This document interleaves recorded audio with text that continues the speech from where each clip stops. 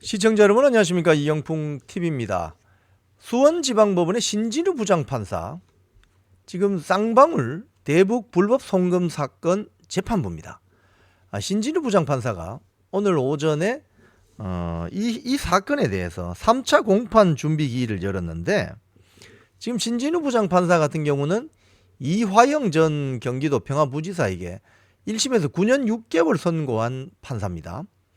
이 쌍방울 불법 대북 송금 사건은 당시 그 문재인 대통령이 평양을 가면서 박원순 서울시장은 데리고 가는데 경기도 도지사인 이재명은 데리고 가지 않았어요.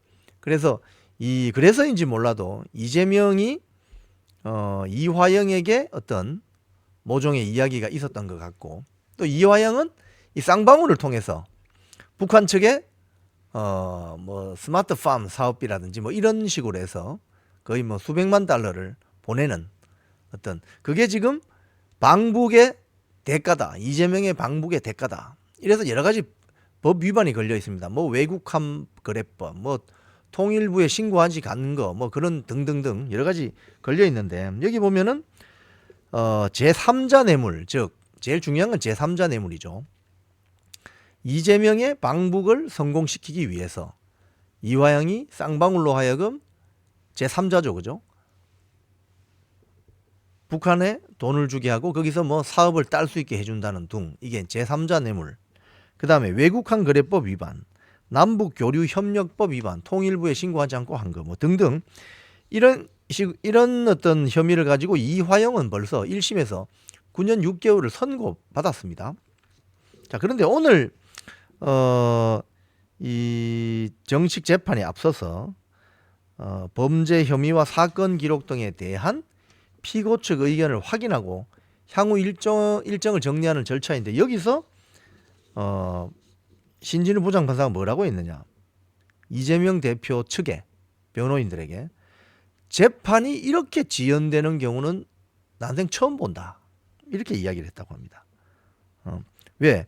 이 사건이 지난 6월에 기소된 지 5개월이 지났는데 세 차례의 공판 준비 기일만 진행이 되었을 뿐 정식 재판은 아직 시작도 못하고 있다는 거예요. 왜? 이재명 측 변호인들이 기록 검토를 다 아직 못했습니다. 이런 이유를 댄다는 거예요. 그래서 이 재판장이 이재명 측 변호인 3명에게 이렇게 물었다고 합니다. 사건 기록은 어느 정도까지 파악했느냐? 변호인 측은 절반 정도다. 아니, 5개월 동안 절반 정도밖에 아직 못했단 말이에요. 그러니까 재판장이 변호사 여러분들이 여러 명인데 역할을 분담해야 하지 않느냐 하면서 잠시 법정 천장을 바라봤다는 거예요. 한심하다는 거죠. 변호사가 3명이나 있는데 지난 5개월 동안 그 관련 사건 기록을 절반밖에 못 봤다. 이 말이 되는 소리입니까? 그래서 재판장이 그 변호인들을 향해서 다른 일반적인 사건과 비교를 해봐도 이 사건은 지나치게 지연되어 있다. 이 사건이 지금 국민적 관심 사안인 점을 감안하더라도 통상적인 절차에 비춰보면 이렇게까지 지연되는 경우는 처음 본다. 그러면서 신진우 부장판사가 씩 웃었다는 거예요. 황당하다는 거죠.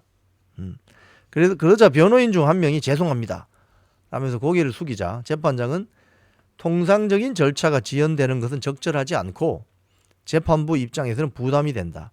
다음 기일까지 공판 준비 절차를 진행하겠다. 더 이상 변호사 입장을 들어서는 재판 진행하는 게 조금 기한을 놓칠 수 있을 것 같다. 그러자 변호인 측이 이렇게 이야기했다고 합니다. 검찰은 2022년부터 이 사건에 매달려서 사건을 완전히 파악하고 있는 반면에 변호인들은 공판 단계에서 투입돼서 시간이 부족한 상황이다. 이렇게 변명을 했다고 합니다. 그래서 재판장이 아니다, 예상보다 많이 늦어졌고 다음 달 17일 공판 준비 기일을 한 차례 더 진행한 뒤에 정식 재판에 들어가겠다. 재판장은 검찰 측에 11월 29일 예정된 이화영 전 부지사에 대한 외국환 거래법 위반 등 대북 송금 사건 항소심, 이제 1심에서는 9년 6개월 선고받았잖아요. 그러니까 항소심 선고 결과를 고려해서 입증 계획을 미리 준비하라, 이렇게도 말했다고 합니다. 재판장 신진우 부장판사의 말은 이렇습니다. 사건 내용이 방대하고 충분히 변론권을 행사할 기회를 드려야 하는 건 이해하는데 다른 사건하고 비교해서 이 사건은 이렇게 차이 나는 것은 이렇게 진행되는 건 적절하지 않다. 변호사들이 양해해 주기 바란다. 또 재판장은 이화영 전 부지사 측이 지난 8일에 법원에 낸 법관 기피 신청에 대해서 이재명 피고인 측에서 주장했던 내용들이 많이 있는 것 같다 하면서 검찰 측 의견을 물었어요. 검찰은 이렇게 이야기했다고 합니다. 이화영 측 기피 신청은 이재명 측의 재배당 요구가 받아들여지지 않자 그 명목만 바꾼 것에 불과하다. 현 재판부가 마음에 들지 않으니 재판부를 바꿔달라는 것은 사실상 재판부를 취사 선택하겠다는 것과 다르지 않다. 이렇게 이야기했다고 합니다. 지금 이 재판부를 바꿔달라. 왜 이런 이야기를 하냐면요.